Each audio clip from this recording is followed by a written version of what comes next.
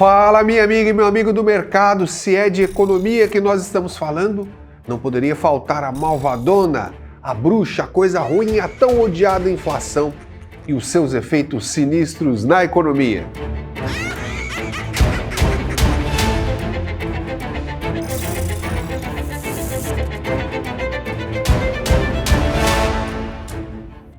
E o que é a inflação? Bom, a inflação é o aumento contínuo e generalizado dos preços dos bens e serviços de uma economia. Você viu que eu disse contínuo e generalizado, né? Isso porque muitas vezes o aumento do preço de um só bem não é o suficiente para influenciar a média geral dos preços da economia. Por exemplo, olha só, se o preço dessa fita aqui, dessa fita crepe, triplicar, eu acho que você não vai sentir qualquer efeito na sua vida, né? Mas deixa o preço do petróleo subir. Como ele afeta praticamente toda a cadeia produtiva, é claro que a vida de muita gente acaba sendo influenciada. Entendeu? Depende do bem. A inflação é uma média geral da elevação de preços. E essa média geral, ela é calculada pelo uso dos chamados índices de preços. Como a economia produz e consome milhares de bens e serviços, nós precisamos de uma média a respeito do comportamento de todos esses preços. E quem calcula essa média são os índices de preços. Eles são números que agregam e representam os preços de uma determinada cesta de bens e serviços específicos. A sua lista de compra semanal, lá do supermercado, por exemplo, é algo muito similar ao índice de preços. Você leva o que precisa comprar e paga por isso. Se neste mês aqui ela somar R$1.000 e no mês que vem tudo der R$1.100, a inflação para você foi de 10%. Só que, como eu disse, a economia brasileira produz milhares de bens e serviços. E a coleta e medição dos dados é bem complexa, só para você ter ideia, hein? São muitos os índices de preço da economia brasileira, mas o IPCA, Índice de Preços ao Consumidor Amplo, medido pelo IBGE, é o nosso índice oficial e principal. Isso porque ele é utilizado como base para a política monetária do governo e também é usado na política de metas de inflação. O IPCA é medido do primeiro ao último dia útil do mês e só conta os preços do orçamento de famílias com renda mensal de até 40 salários mínimos, dando sempre maior peso ao transporte, aos alimentos e à habitação. Já o INPC, que é o Índice Nacional de Preços ao Consumidor, ele também é medido pelo IBGE, só que para orçamentos de até 5 salários mínimos. E esse cara é a principal referência para o reajuste salarial. E agora bomba! Muito cuidado com o nosso último índice, o IGP, Índice Geral de Preços da nossa Fundação Getúlio Vargas.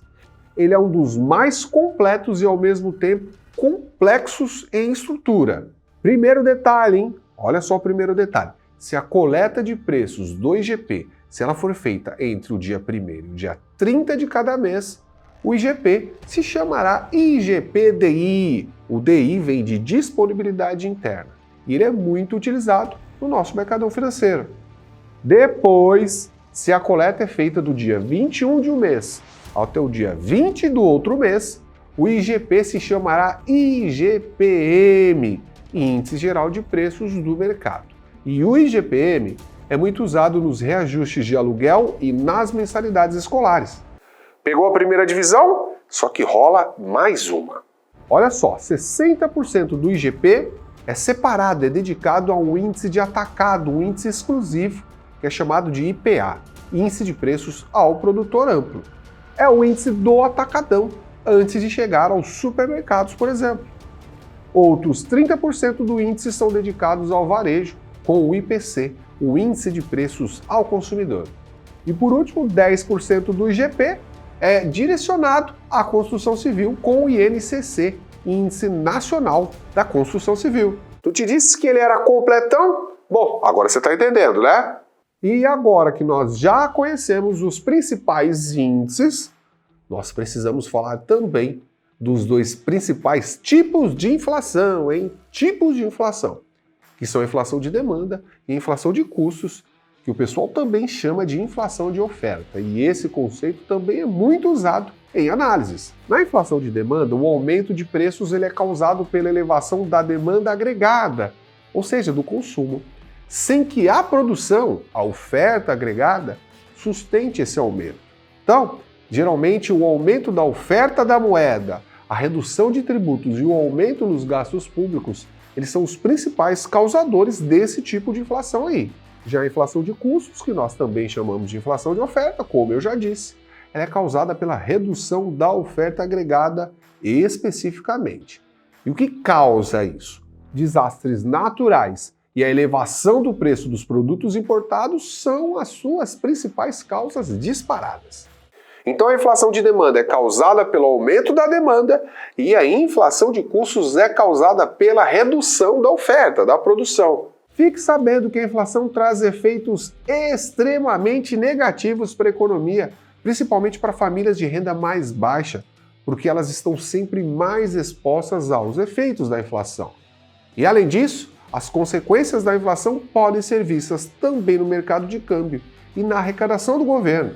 E outra coisa muito importante, a deflação é o oposto da inflação, ou seja, onde há deflação, há queda nos índices de preços. E agora uma dica de prova muito importante, tem um probleminha bastante cobrado pelas bancas, que se refere ali a uma pegadinha referente ao poder de compra da moeda, a perda do poder de compra que é causado pela inflação.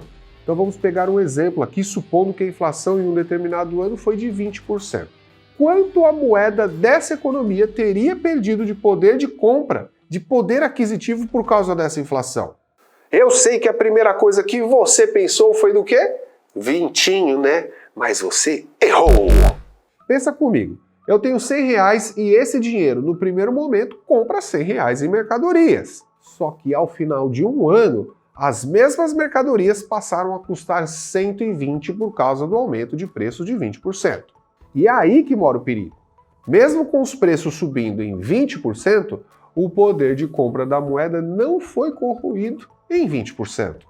Se eu dividir os R$100 que eu tenho em dinheiro pelo novo preço da cesta de mercadorias, os R$120, eu chegaria à conclusão de que com o mesmo dinheiro de antes, eu compraria 83,33% da quantidade de mercadorias. Então olha só, a moeda perdeu apenas 16,67% do seu poder de compra e não os 20% da inflação. Vou repetir, hein? Os meus 100 comprariam 83,33% das mercadorias e não 80%, se nós descontássemos simplesmente a inflação. Essa é uma pegadinha recorrente nas provas, então fica ligado, minha amiga, fica ligado, meu amigo do mercado financeiro. Eu tô por aqui nos estúdios Melver, mas eu volto na sequência com mais conteúdo sobre economia. Vem comigo, vem com a Melver.